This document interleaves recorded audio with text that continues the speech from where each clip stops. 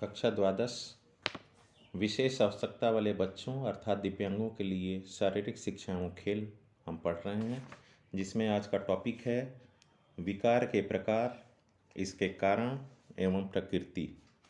इसके पहले कुछ सार्वजनिक सूचना। इस समय कोरोना का प्रकोप तीव्र गति से चल रहा है, इससे हमें बचना है। आवश्यक हो तभी घर से बाहर जाएं। घर से बाहर जब भी जाएं मास्क का प्रयोग करें। अपने हाथों को बार बार साबुन से धोते रहें और शरीर को स्वस्थ रखने के लिए 10 से 20 मिनट रोज शारीरिक क्रिया करें, अर्थात शारीरिक क्रिया का अभ्यास करें। विकार के बारे में हमें पढ़ने हैं तो इसमें 5 तरह के विकार हैं: ADHD, SPD, ASD, ODD और OCD। तो सबसे पहले हम जानें ADHD क्या है। ADHD आचरणगत या चरित्रगत लक्षणों का एक समूह है जिसमें असतर्कता, अति सक्रियता व आवेगशीलता शामिल होती है। यह एक ऐसा विकार है जिसमें प्रभावित व्यक्ति के लिए किसी कार्य पर ध्यान देना व आवेगी व्यवहार को नियंत्रित करना अत्यंत कठिन हो जाता है। वास्तव में यह एक चिकित्सीय दशा है जो किसी व्यक्ति के अच्छे ढंग से शांत बैठने, फोकस करने व ध्यान देने को प्रभावित करती है। सामान्यतः ADHD से प्रभावित बच्चों के मस्तिष्कों के भागों में अंतर या भेद होते हैं जो क्रियाओं व ध्यान को नियंत्रित करते हैं। इसका अर्थ यह है कि ऐसे व्यक्तियों को कुछ क्रियाओं में ध्यान केंद्रित करने में कुछ समस्याओं का सामना करना पड़ सकता है। वे अति क्रियाशील हो सकते हैं या अपने आवेगों पर नियंत्रण करने में अयोग्य हो जाते हैं। इस प्रकार का विकार लड़कियों की अपेक्षा लड़कों में अधिकतर पाया जाता है, अर्थात आमतौर पर पाया जाता है। ADHD के कारण अर्थात सिम्टम इसके क्या हैं? बच्चों और वयस्कों में ADHD के लक्षण भिन्न भिन्न होते हैं जो निम्नलिखित हैं। बच्चों में लक्षण अर्थात बच्चों में क्या सिम्टम पाए जाते हैं? पहला है, वे प्रायः दैनिक क्रियाओं के बारे में भूल जाते हैं। दूसरा, वे प्रतिदिन किए जाने वाले कार्यों को आयोजित करने में मुश्किल महसूस करते हैं। तीसरा, वे प्रायः दिवा स्वप्न देखने में व्यस्त रहते हैं। चौथा, वे ऐसी क्रियाओं को करना पसंद करते हैं जिनमें शांत बैठने की ज़रूरत होती है। पांचवा, उनका ध्यान बड़ी आसानी से भंग हो सकता है। छठा, वे जब बैठे हुए होते हैं तो प्रायः उछलते रहते हैं। सातवां, वे व्याकुल या बेचैन हो जाते हैं। आठवां, उन्हें चुपचाप खेलने में कुछ समस्या आती है। नौवां, वे प्रायः अधिक बातूनी होते हैं। 10वां, वे अपने कार्य पर ध्यान नहीं देते तथा प्रायः कच्ची गलतियां कर देते हैं। वयस्कों में लक्षण आयु के बढ़ने के साथ साथ लक्षण भी बदल जाते हैं। वयस्कों में ये लक्षण निम्नलिखित तरह से पाए जा सकते हैं। पहला, वे चिंतित हो सकते हैं। दूसरा, वे आवेगी हो सकते हैं।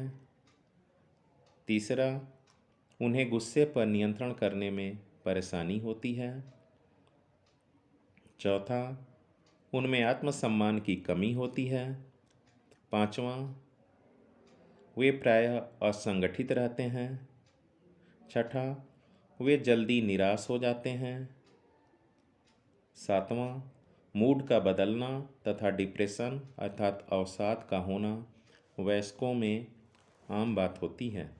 आठवां, उन्हें ध्यान केंद्रित करने में विशेष रूप से पढ़ते हुए परेशानी होती है। ADHD के कारण। ADHD के मूल कारण का पता अभी तक नहीं चल पाया है, लेकिन कुछ ऐसे कारक होते हैं जो ADHD के होने में महत्वपूर्ण भूमिका निभाते हैं। ऐसे कुछ कारकों का वर्णन निम्नलिखित है, जिसमें पहला है आनुवांशिक कारक। अनुसंधान अध्ययन यह संकेत करते हैं कि ADHD का आनुवांशिक कारक के साथ गहरा संबंध है। यह ऐसा विकार नहीं है जो सामाजिक रूप से आगे बढ़ता है। अनुसंधान अध्ययन यह बताते हैं कि वे व्यक्ति जो इस विकार से ग्रसित होते हैं, उनके भाई बहनों व बच्चों को ADHD होने का खतरा 5 गुना अधिक होता है अपेक्षाकृत उन व्यक्तियों के जो इस विकार से ग्रसित नहीं होते। दूसरा है मस्तिष्क की चोटें। जब जन्म से पहले या बाद में बच्चे का मस्तिष्क चोटग्रस्त या क्षतिग्रस्त हो जाता है, तो भविष्य में ADHD होने की संभावना बढ़ जाती है।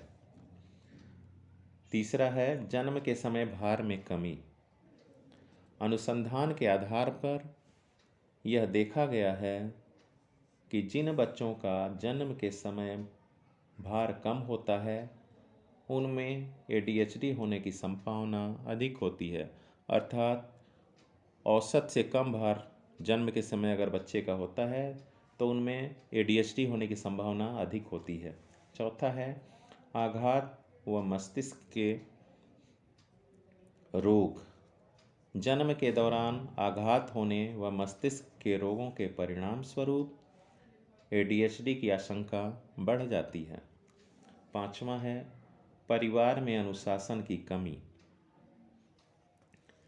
इस क्षेत्र में किए गए अनुसंधान अध्ययन यह बताते हैं कि परिवार में अनुशासन की कमी से तथा अराजक पारिवारिक जीवन भी एक परिवार में ADHD का कारण हो सकता है।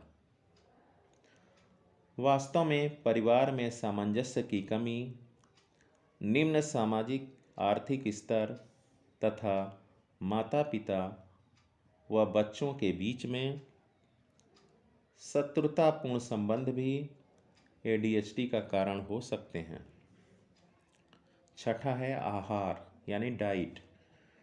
ऐसे अनेक तथ्य सामने आए हैं जो यह दर्शाते हैं कि केवल एक विशेष प्रकार का आहार लेने से या एक ही प्रकार के आहार के आदी होने से ADHD होने की संभावनाएं काफ़ी बढ़ जाती हैं।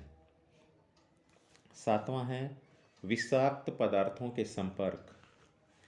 कुछ विषाक्त पदार्थों के संपर्क से यह विकार हो सकता है। गर्भावस्था के दौरान धूम्रपान या मदिरा आदि का सेवन ADHD का कारण हो सकता है। जन्म लेने वाले शिशु के मस्तिष्क के उस भाग पर इसका प्रभाव पड़ता है जो कि कार्य एवं ध्यान को नियंत्रित करता है। ऐसा होने पर उस शिशु को किसी कार्य पर ध्यान केंद्रित करने में समस्या आ सकती है। ऐसे बच्चे आक्रामक हो सकते हैं तथा अपने आवेग पर नियंत्रण कर पाने में असक्षम हो जाते हैं। इस प्रकार का विकार प्रायः लड़कों में अधिक पाया जाता है। अगला जो विकार है वो है SPD अर्थात संवेदी प्रसंस्करण विकार। संवेदी प्रसंस्करण विकार एक ऐसी दशा है जिसमें मस्तिष्क को जानकारी प्राप्त करने व प्रतिक्रिया करने में परेशानी होती है, जो इंद्रियों के माध्यम से आती है। वास्तव में इसका संबंध स्नायु संस्थान के द्वारा इंद्रियों से संदेश प्राप्त करने तथा उनको उचित गामक प्रतिक्रियाओं में बदलने के तरीके से है। सामान्यतः सभी क्रियाएं या गतिविधियां जैसे कि पुस्तक पढ़ने या साइकिल चलाने में ज्ञान के सही प्रसंस्करण की आवश्यकता होती है।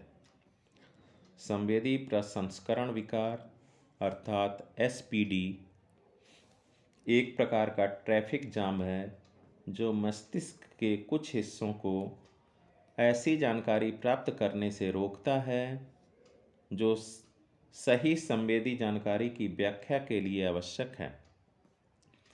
संवेदी प्रसंस्करण विकार का प्रभाव हमारे किसी एक इंद्रिय बोध शक्ति या सभी इंद्रियों पर पड़ सकता है, जैसे छूने पर, देखने पर, स्वाद लेने या चलने फिरने पर।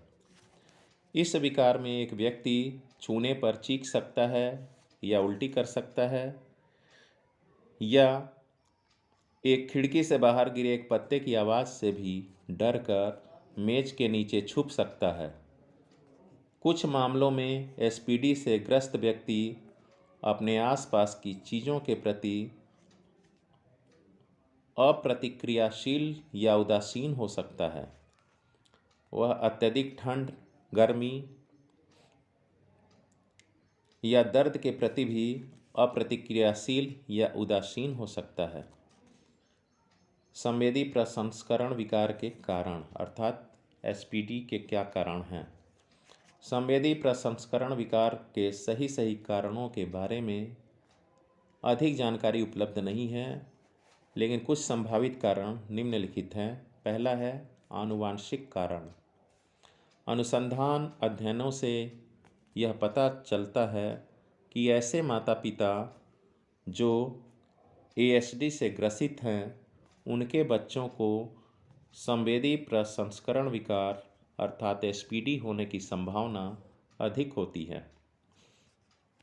वैज्ञानिकों का यह विचार है कि एसपीडी का कारण बच्चे की आनुवांशिक सामग्री में निहित होता है अर्थात छुपा होता है।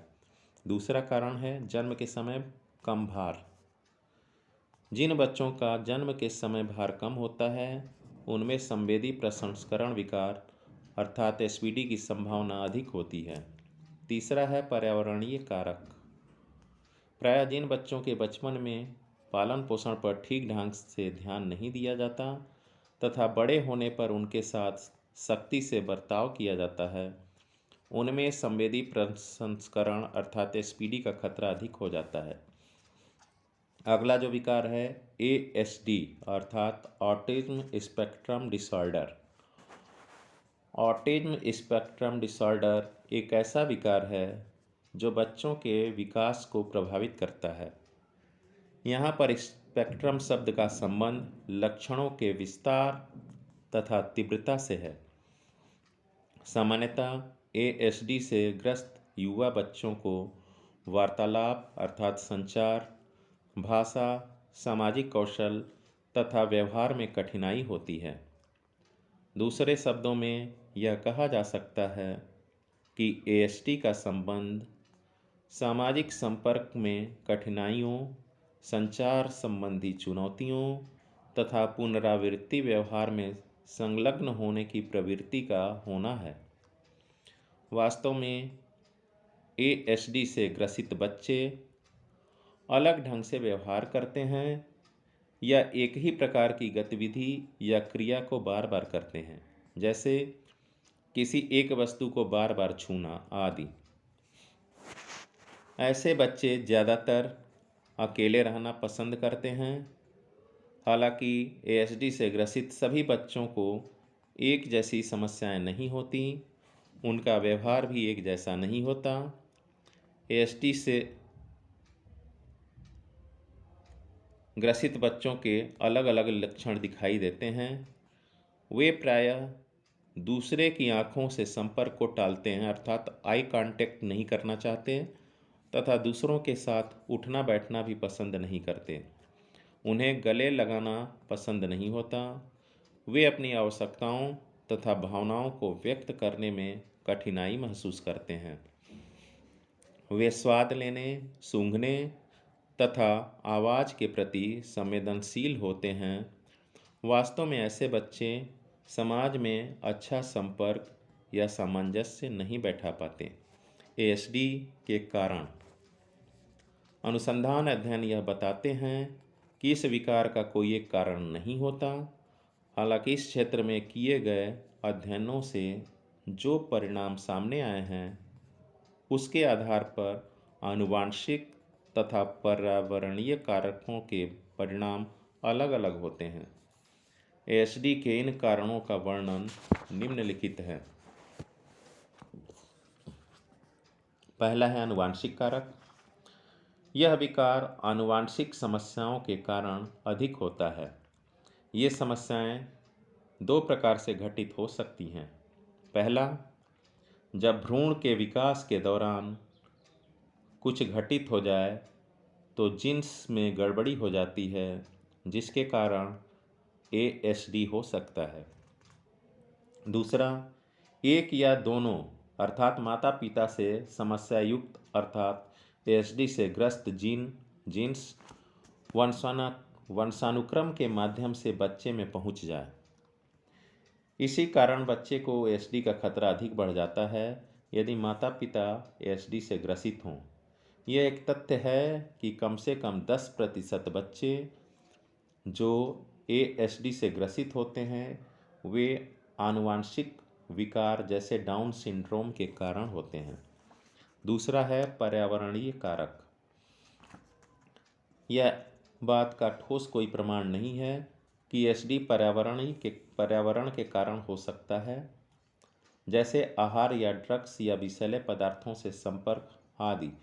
लेकिन यदि एक गर्भवती माता अधिक स्तरों पर फफूंदी नाशक व वायु प्रदूषण में रहती है तो होने वाले बच्चों में एएसडी होने का खतरा बहुत बढ़ जाता है।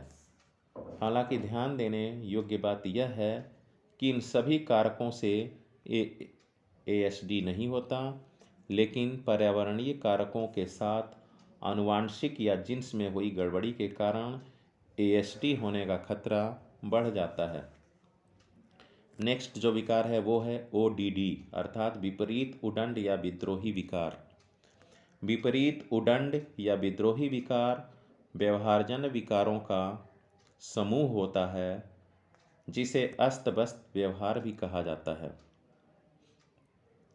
इस विकार को इस नाम से इसलिए जाना जाता है क्योंकि ऐसे बच्चे जो इस विकार से ग्रस्त होते हैं उनमें उनके आसपास की चीज़ों को अस्त व्यस्त या छिन्न भिन्न करने की प्रवृत्ति होती है।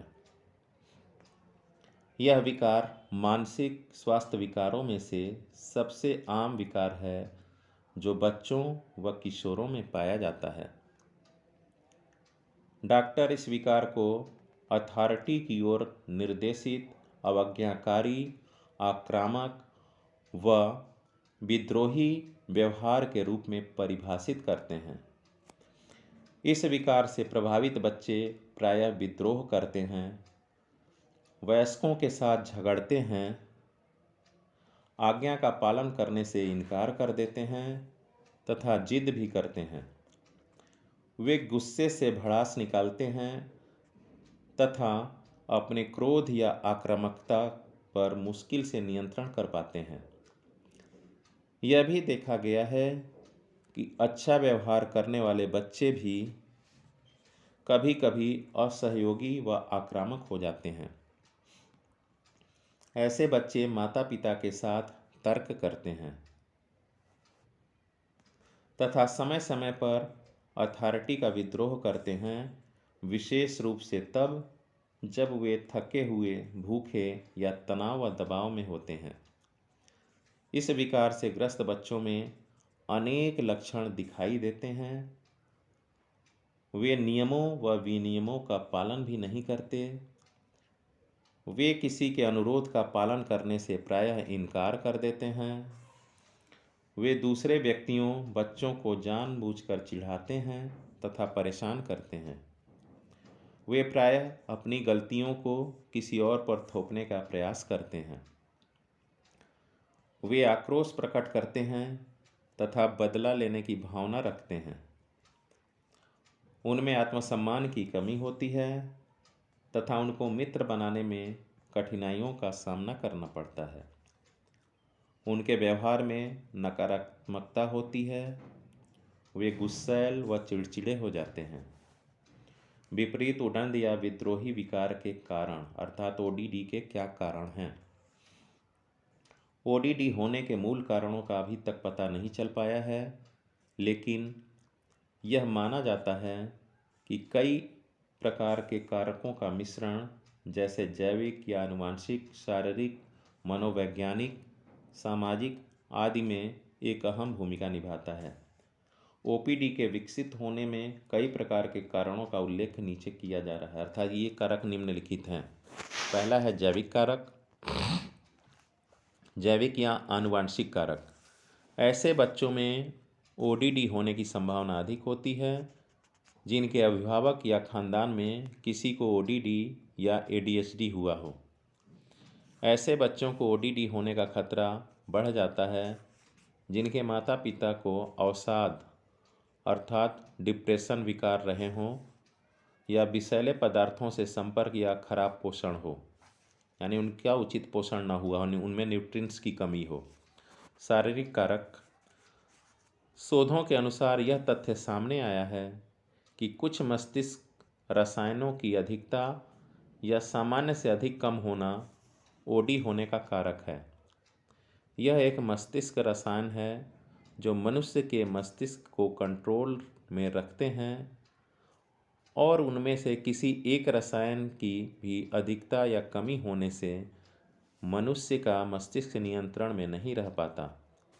मस्तिष्क को संदेश प्राप्त करने व दिमाग के दूसरे हिस्सों में पहुंचने में समस्या आती है और उस समय ओडीडी के लक्षण आ सकते हैं। मनोवैज्ञानिक कारक।